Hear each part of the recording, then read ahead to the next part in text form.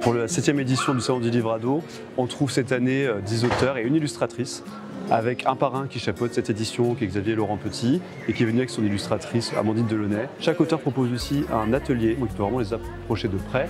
Ils peuvent leur raconter leur pratique, leur histoire, et construire des choses ensemble pour donner le goût de la lecture, mais aussi de l'écriture. On s'est aperçu qu'il y avait une belle offre éditoriale pour les ados. C'est aussi une tranche d'âge où souvent on décroche.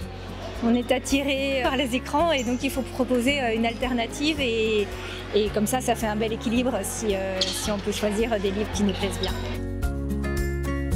Le livre est encore un objet qui d'abord ne tombe jamais en panne et ensuite peut emmener très très loin. C'est une façon de rencontrer des gens qu'on ne rencontrera jamais dans la vraie vie et qui propose une sorte d'univers parallèle qui fait réfléchir sur notre monde et notre actualité.